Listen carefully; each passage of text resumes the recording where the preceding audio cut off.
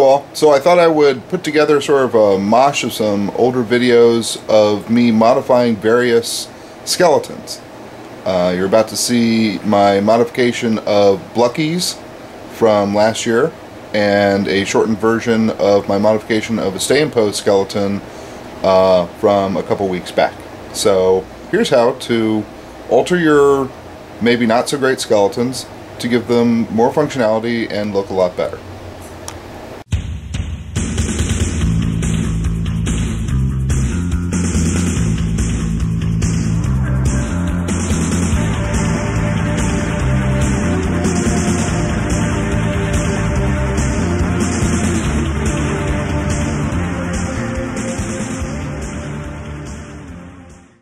Okay, so colors and stuff aside, new Bluckey, right?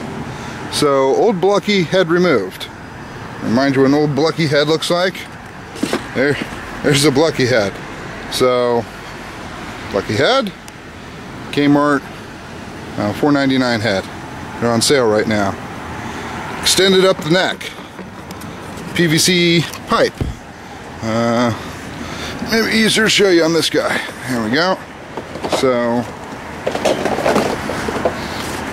right, I'm going to just hot glue the tip here, squish it down to where I like it, locks it into place.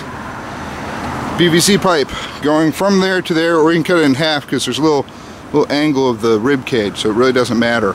And extending this part. Why? It's like way too short, that's why. I have one Bluckey that I'm not going to extend its spinal cord right here, and you can tell it just looks too short, but I already corpsed it, so I'm not going to fool with it. So extending its, you know, I don't know, 5 inches or so. Now this is running all the way down to the bad tailbone. So these, or at least these first two, are cut PVC rings of the next size up of PVC pipe. I think this is a 1-inch pipe. This is actually that little bottom piece of any PVC you buy that's designed to fit onto the next piece. So I just cut it into a bunch of little rings, and that's kind of simulating my,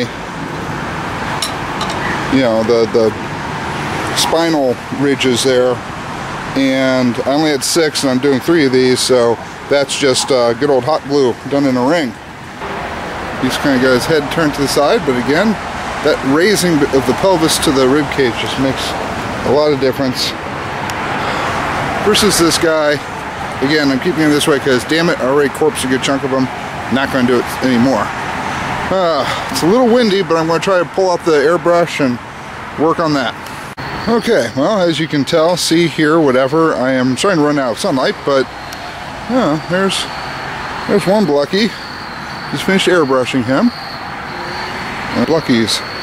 These are your $20.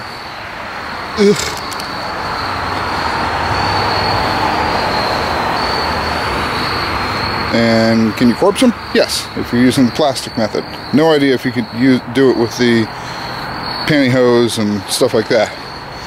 So, problem parts are spine, too short, Bluckey, extend it. The other problem part, head, well, okay, the heads suck, and not enough neck. So extend those too. If you do that, I used just, that was electrical conduit piping, quite inexpensive. There they are. I'll put them out in the front yard here shortly. I think they look pretty darn cool. But, I think that looks pretty good. Kind of a parody of a crucifix.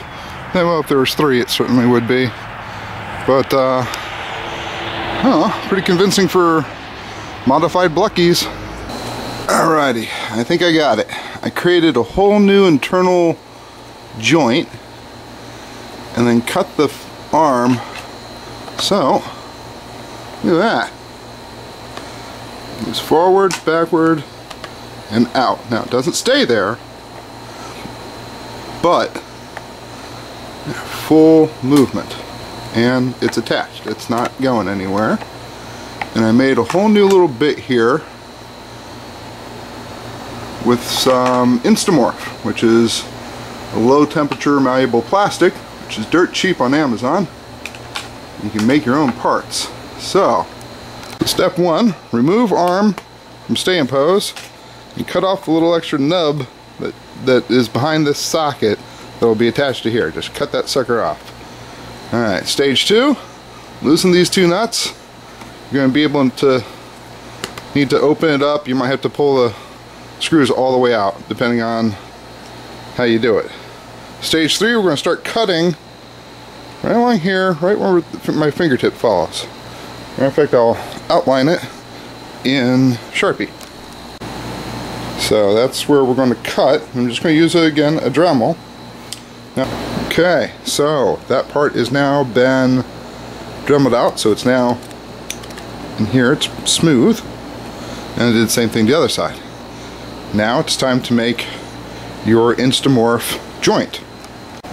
So what the hell is Instamorph? Here it is. It is sort of a beaded plastic and little pebbles, very, very light. If you bring some water up to just below boiling, actually about 150 degrees, I'm going to be using the bits that I cut off of the arm for sizing. Okay, so the beads into the thing. See how they create a little pile of white beads. But you should notice, in a relatively short period of time, those little beads are going to become clear. What they do is they turn into kind of a gel. And you can see how it's already clumped together into one kind of Cthulhian monster looking thing. I'm going to let that get nice and squishy here for a few seconds. Okay, so I got my blob. So let's take the blob out. And so that's scorching hot water there. I'll put that sucker down. Shut it away here. And it's definitely hot. But you can see I can start to shape it. Alright, and so once I'm done shaping it in my shape, I'm going to blunk it into some cold water over here, and that'll lock in the shape, or you could just let it cool down naturally. Let's see if I can do this from here.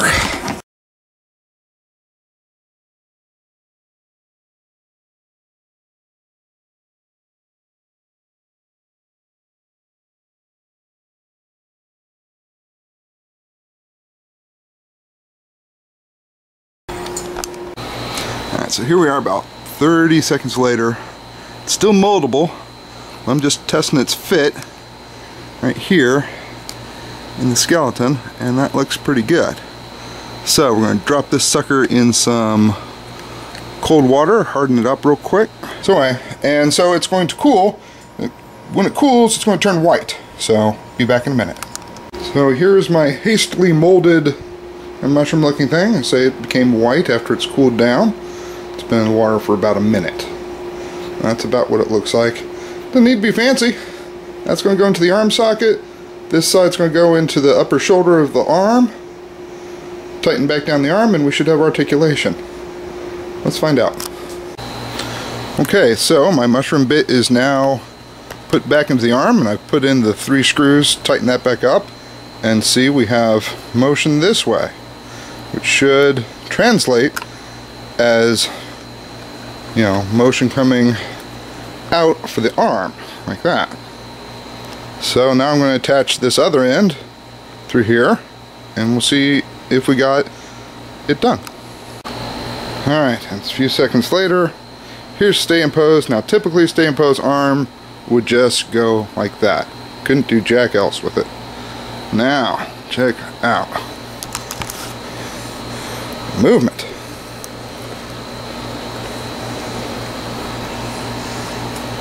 Now that's a little loose there. I'm going to have to do something about that, but that looks pretty damn good. Pretty darn good. Yeah. So, there we go. Stay in pose now with much better arms. Alright, happy hunting everybody.